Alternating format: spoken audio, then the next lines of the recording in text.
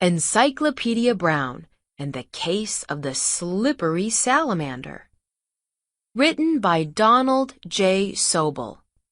Illustrated by Brett Hellquist. Genre: realistic fiction tells about events that could really happen.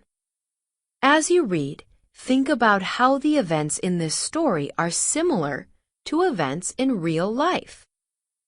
To a visitor, Idaville looked like an ordinary seaside town.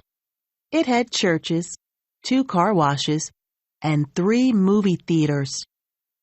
It had bike paths, sparkling white beaches, a synagogue, and plenty of good fishing spots. But there was something out of the ordinary about Idaville. For more than a year, no child or grown-up had gotten away with breaking a law. People wanted to know, how did Idaville do it? The secret resided in a red brick house at 13 Rover Avenue.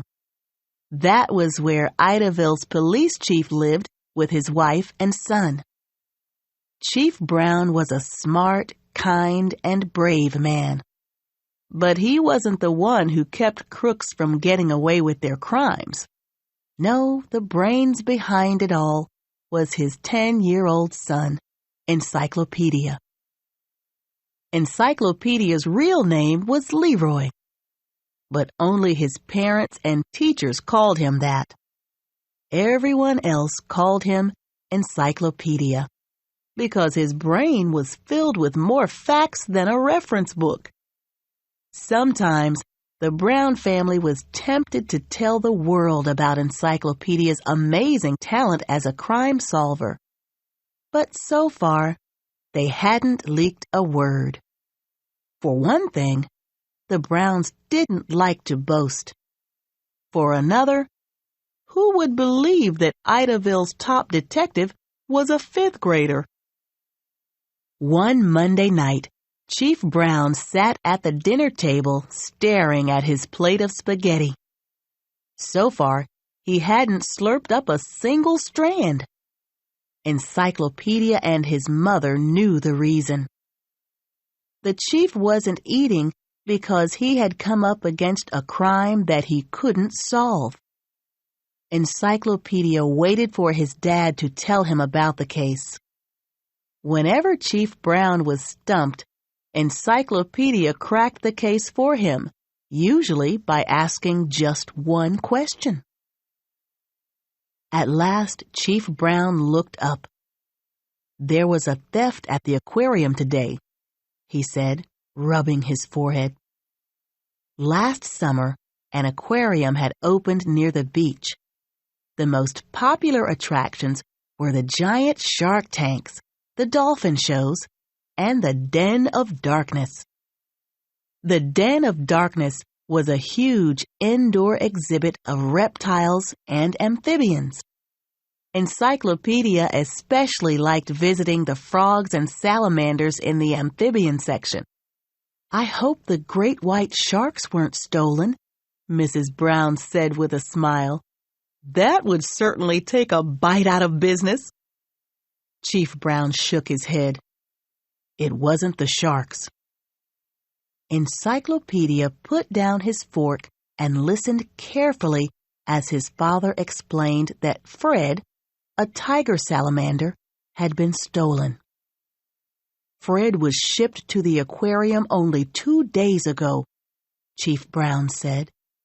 "He was being kept apart from the other animals until the officials were sure he was healthy.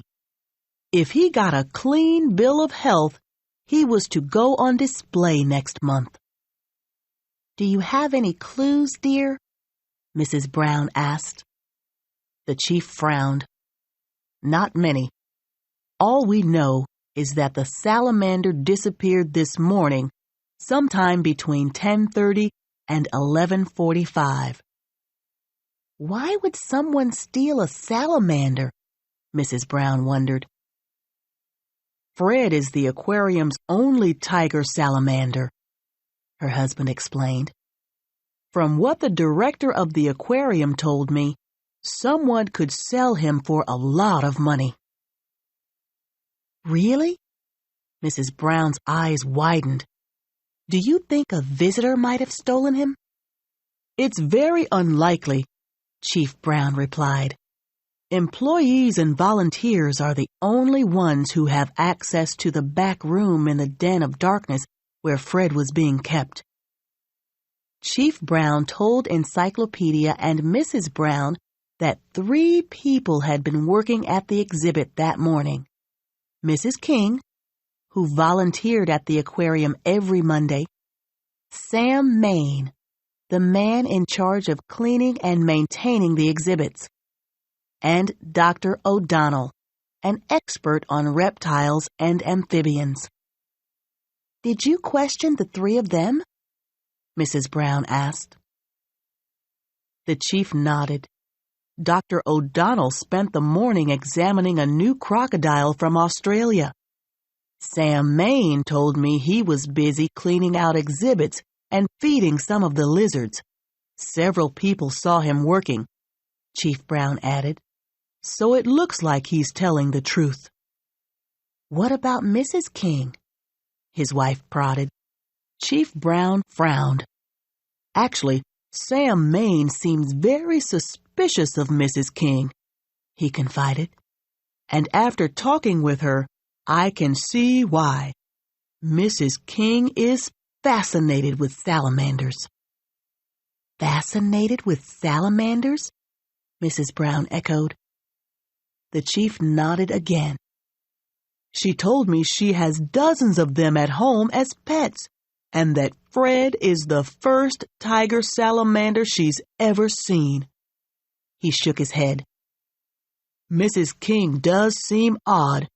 She thinks salamanders are sacred creatures with magical powers.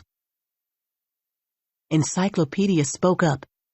In ancient times, people used salamanders for medicine. They also believed that salamanders could eat fire and live in flames. Maybe Fred wasn't stolen for money, Mrs. Brown said thoughtfully. Maybe Mrs. King took Fred just because she thinks he's a special specimen. That's exactly what I've been thinking, Chief Brown admitted. But there's no proof that Mrs. King had the opportunity to steal Fred. She was with a group of school children from 10:30 to 11:15. After that, she went over to the cafeteria for a coffee break. One of the cashiers said he saw her there. Chief Brown sighed with frustration. I hate to admit it, but this case has me baffled.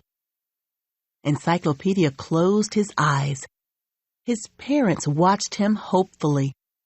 They knew that when Encyclopedia closed his eyes, it meant he was doing his deepest thinking.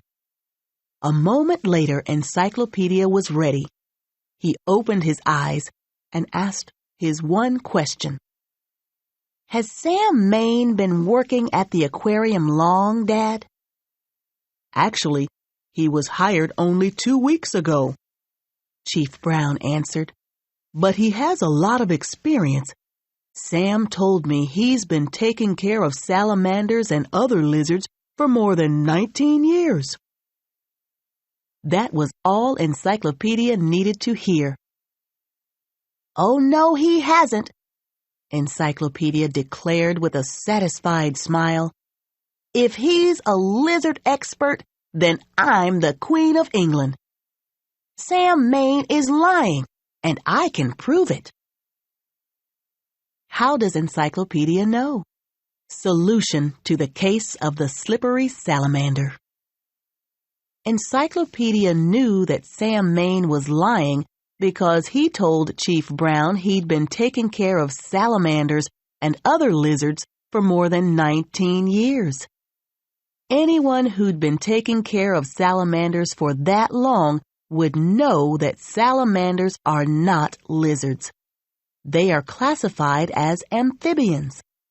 Lizards are classified as reptiles. Sam Main admitted stealing the valuable new tiger salamander that morning. After he returned Fred to the aquarium, he was fired from his job as caretaker. Salamander Fact Sheet. Class. Members of the amphibian class. Salamanders have to live in wet environments. All amphibians are cold-blooded animals with a backbone, vertebrae, that spend part of their time on land and part in water. Salamanders need to breathe air and drink water through their skin. Size. Salamanders are measured from their heads to the end of their tails. Most are small, ranging from 1 to 5 inches, 2.54 to 12.7 centimeters long. The pygmy salamander can be as small as 1.5 inches, 3.8 centimeters. The Chinese giant salamander can grow to be over 5 feet, 1.8 meters long. Habitat. Salamanders inhabit every continent except Australia and Antarctica. Range. They live in any damp area, ponds, swamps, forests, in holes, and under rocks. Appearance. Their skin is smooth with spots or stripes. They are usually dark-colored, but some are red or orange. They do not have scales, ears, or claws. Lifespan. Most live for 8 to 20 years. Some live more than 50 years.